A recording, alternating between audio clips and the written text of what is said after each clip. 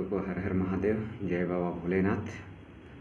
आइए आप लोगों को बताने जा रहे हैं देवघर के बारे में, बाबा बैजनाथ धाम के, जो आपको अभी समय आ रहा है श्रावणी मेला, तो उसके बारे में आप लोगों को बताने की कोशिश कर रहा हूँ इस वीडियो के माध्यम से। इस वीडियो में आप अंत तक बने रहिए और समझिए पूरे बाबा का महत्व और इस श्रावणी मेला का महत्व और विशेषताएं संक्षेप में बताएंगे, लेकिन पूर्ण जानकारी देंगे आपको। लगभग जो हमने वहाँ की विशेषताओं के बारे में जाना, महत्व के बारे में जाना, तो आप लोगों को भी बताने जा रहा हूँ और आप लोगों तक पहुँचाने की कोशिश कर रहा हूँ इस वीडियो के माध्यम से। तो आप लोग बने रहिए।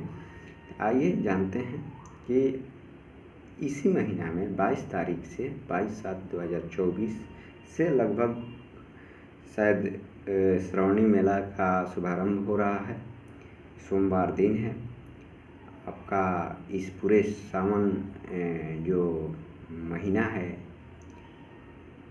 उस महीने में शायद 5 सोमवारी पड़ रहा है, यानी सोमवार पड़ रहा है। तो सोमवारी व्रत बहुत महत्वपूर्ण व्रत है सावन महीना के लेकर के, और पूरे सावन तो है ही अपने आप में। और यह जो श्रावणी मेला है, यह दुनिया का सबसे लंबी मेला है। और सब मेला आप लोग ने देखा होगा कि जिस शहर में स्टार्ट होता है उसी शहर में समाप्त हो जाता है। और यह मेला जो है वो सुल्तानगंज से बाबा धाम तक 108 किलोमीटर लंबी यह मेला है। 108 ही मत बोलिए, ये लगभग बासुकीनाथ तक, यानी कि शायद लगभग 150 किलोमीटर की लंबी मेला है। तो ये दुनिया के सबसे बड़ी मेला है। और श्रावणी मेला जो है यह एक धार्मिक मेला है जो कि हर एक साल आपका सावन महीना में आयोजित किया जाता है। ऐसे तो बाबा धाम का तो महत्व बहुत ही काफ़ी महत्व है, जो सालों लोग श्रद्धालु हमारे जाते रहते हैं, बाबा का दर्शन करते रहते हैं। तो आप लोगों ने जाना श्रावणी मेला के बारे में, और आइए बाबा धाम के बारे में जानते हैं। बाबा धाम जो है, श्रावणी मेला जब शुभारंभ होता है तो यहाँ मानना है कि आपको सुल्तानगंज से माँ गंगा का जल उठा करके बाबा पर अर्पित करते हैं श्रद्धालु। उसका बहुत काफ़ी महत्व है। सुल्तानगंज में क्या है कि गंगा उत्तरायण बहती है, तो उत्तरायण गंगा का जल जो है अर्पित करना हमारे हिंदू सनातन संस्कृति और धर्म में बहुत ही महत्वपूर्ण माना गया है, बहुत ही विशेष माना गया है। तो सभी श्रद्धालु सुल्तानगंज से जल को उठाते हैं और बाबा को अर्पित करते हैं। तो चलिए हम जानते हैं बाबा का महत्व। देखिए, बाबा धाम अपने आप में एक अद्भुत धाम है, जो लगभग शायद हमारे जानकारी के अनुसार, हो सकता है कि गलती भी हो तो इसके लिए क्षमा चाहेंगे सभी श्रद्धालु भक्तगणों से। ये एकमात्र ऐसा स्थान है बाबा धाम जो देवघर झारखंड में स्थित है। ये धाम जो है अपने आप में बहुत अद्भुत है, जो आपको बताएंगे तो अजीब और आश्चर्यजनक लगेगा कि एक ऐसा मात्र धाम है जो 12 ज्योतिर्लिंगों में से एक लिंग भी है, और जो हमारे 51 शक्तिपीठ हैं उसमें एक शक्तिपीठ भी है। यानी कि यहाँ शिव और शक्ति दोनों विराजमान हैं। तो आप लोग सोच ही रहे होंगे कि ये कितना अद्भुत, रोचक और कितना अपने आप में शक्ति प्रदान करने वाला जगह है। बाबा बैजनाथ धाम 12 ज्योतिर्लिंगों में से एक ज्योतिर्लिंग और 51 शक्तिपीठों में से एक पीठ है। ये इसलिए मानना है कि हमारे पौराणिक कथाओं के अनुसार बताया गया है कि यहाँ पर माता का हृदय शायद गिरा था, तो इसलिए ये शक्तिपीठ भी है बैजनाथ धाम, और ज्योतिर्लिंग भी है। ज्योतिर्लिंग के बारे में तो आप सभी जानते हैं कि यहाँ पर रावण की जो मन्नतें पूरा करने के लिए अपने आराध्य किए थे भगवान शिव का, तो उनका तो अलग ही एक कहानी है रावण का लेकर के, इसलिए वहाँ पर लिखा हुआ भी है रावणेश्वर नाथ भगवान। और बैजनाथ धाम के भी बारे में आप लोग कहानी जानते होंगे लोग, जो कहानियाँ हैं कि बैजू नाम का कोई भक्त था। तो ये तो है ही, लेकिन सबसे बड़ी महत्व तो यही है कि एक तो शिव और शक्ति दोनों विराजमान हैं।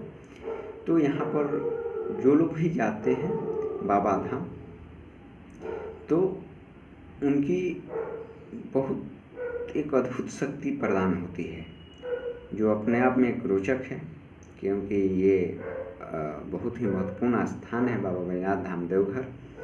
तो वहाँ पर सभी श्रद्धालु जाते हैं, जल अर्पित करते हैं बाबा को, और शक्ति का भी वहाँ पर दर्शन करते हैं। पार्वती के रूप में जो माता सती हैं, तो उनका भी लोग दर्शन करते हैं, शक्तिपीठ का भी नज़ारा लेते हैं। उनका दर्शन मात्र से ही उनका पाप कर्मों का नष्ट होता है, ऐसी मानना है। जो भी बाबा धाम जाते हैं उनकी पूर्ण मनोकामना पूर्ण करते हैं। तो ये हमारे विशेषताएं हैं वहाँ की। और जो बाबा धाम तो जाते हैं, बाबा धाम में ऐसा मानना है कि जो बाबा धाम में जल चढ़ाते हैं, तो वहीं से लगभग 50 किलोमीटर की दूरी पर बाबा बासुकीनाथ का मंदिर है। वो भी अपने आप में एक अद्भुत, रोचक और शक्ति प्रदान करने वाला बाबा का मंदिर है। वो भी भोलेनाथ से समर्पित हैं। तो वहाँ का मानना है कि जो बाबा के पूजा अर्चना करता है, बाबा बैजनाथ धाम में जो जल चढ़ाता है, उसकी पूजा अर्चना तभी पूरी होती है कि जब वो बाबा बासुकीनाथ पर भी जल अर्पित, जलाभिषेक करे। तो सभी श्रद्धालु लगभग वहाँ जाते हैं, बाबा बासुकीनाथ का भी दर्शन करते हैं। तो आप सभी भी वहाँ जाइए और यहाँ की विशेषता और महत्व को तो जान ही रहे हैं, आप लोगों को संक्षेप में बताने की कोशिश किया। इसके साथ साथ वहाँ पर और सारे घूमने लायक जगह, दर्शनीय स्थल हैं। जैसे आप देवघर जाते हैं तो वहाँ नौलखा मंदिर है, जो घूमिए। फिर त्रिकुट जो पर्वत है, त्रिकुट पर्वत भी बहुत प्रचलित पर्वत है। फिर वहाँ पर तपोवन गुफाएं हैं। तो ये सारे चीज़ों को घूमिए, नज़ारा लीजिए और वहाँ का शक्ति की अनुभूति कीजिए। और बहुत ही अद्भुत यह पवित्र जो है हर एक साल की भांति इस साल भी आयोजित हो रहा है। तो इस मेला का आप लोग भी भागी बने, बाबा का जल अर्पित करने में जलाभिषेक करने में, अपनी शक्ति प्रदान करने के लिए, अपनी शांति के लिए ज़रूर जाएं। और यह मानना है कि लोग दो तरह से बाबा धाम जाते हैं। ऐसे तो घूमने और दर्शन, उनकी पूजा अर्चना सालों लोग जाते ही रहते हैं। जिसकी जैसी शक्ति है, अपनी श्रद्धा के अनुसार, आस्था के अनुसार लोग वहाँ जाते हैं। लेकिन ये जो सावन जो मेला है, ये इसमें लगभग महत्व है कांवड़ यात्रा का, कि जल उठाइए कांवड़ लेकर के और बाबा तक पैदल, सुल्तानगंज से बाबा धाम तक पैदल जाइए। साथ में डाक बम है, बोल बम, डाक बम, यानी कांवड़ यात्रिया, कांवड़ श्रद्धालु और डाक बम के रूप में जाते हैं। डाक बम करने का मतलब वो डायरेक्ट चलते कंटिन्यू एकदम, उनका संकल्प होता है कि सुल्तानगंज से जल उठाएं तो डायरेक्ट बाबा पर जाके अर्पित करें। कांवड़ यात्रियों का है कि आराम से जाते हैं, बाबा को बोलबम के मंत्र को जप करते हुए, बाबा को स्मरण करते हुए। तो आप सुल्तानगंज से जो कांवड़ यात्री होते हैं वो जल को उठाते हैं और बीच रास्ते में रुकते हुए सुल्तानगंज से और बाबा धाम तक लगभग 72 घंटा का समय लगता है लगभग। और अपने चलने के ऊपर है, अपनी शक्ति के ऊपर है। कोई लोग कम ही में चढ़ा देते हैं, कोई लोग को ज़्यादा समय लग जाता है। तो श्रद्धा से आराम से वहाँ पर बाबा का दर्शन कीजिए, बाबा का आशीर्वाद लीजिए।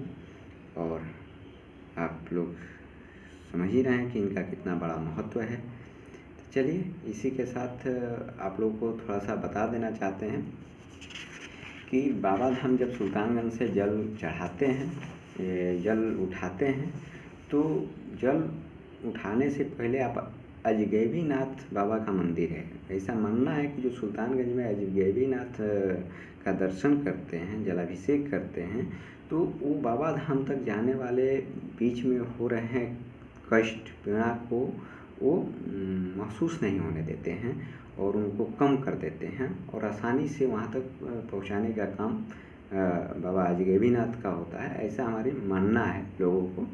तो अजगैबीनाथ का दर्शन कीजिए, जल उठाइए, फिर आप लोग वहाँ से बाबा धाम के लिए निकलिए। तो तो जो कांवड़ यात्री हैं, कांवड़ श्रद्धालु हैं, वो वहाँ से जब चलते हैं सुल्तानगंज से, तो सबसे पहले है सुल्तानगंज से जल को उठाकर असरगंज पहुँचते हैं। असरगंज से तारापुर, तारापुर से रामपुर, रामपुर से आपका आगे में कुमारसार नदी है, वहाँ जाते हैं। वहाँ से फिर जलेबिया मोड़ पहुँचते हैं। जलेबिया मोड़ से फिर सुइया पहाड़। इस बीच में वो रामपुर और जलेबिया मोड़ के बीच में वो रात्रि विश्राम करते हैं। फिर सुबह में वो चलते हैं। रात में शायद कांवड़ यात्री नहीं चलते हैं।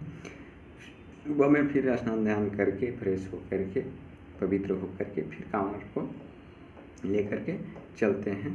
तो फिर वो आगे जब जलेबिया मोड़ से जब चलते हैं तो सुइया पहाड़ से बोलबम सेवा समिति, बोलबम सेवा समिति से कंवरिया धर्मशाला, फिर इंद्रावरण। तो इंद्रावरण में फिर रात्रि विश्राम करते हैं, या उसी के आसपास गोड़ियारी नदी भी है, वहाँ पर भी लोग आराम करते हैं, रेस्ट करते हैं। फिर सुबह में पवित्र होकर के वहाँ बाबा धाम के लिए पहुँचते हैं।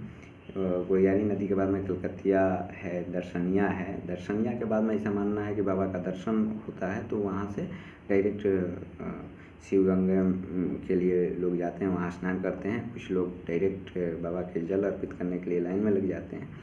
तो यही है, स्टेप वाइज लोग आगे बढ़ते हैं। कुछ किलोमीटर की दूरी तय करते हुए, आराम से बोलबम के मंत्र को जप करते हुए, बाबा को स्मरण करते हुए बाबा का जल अर्पित करते हैं।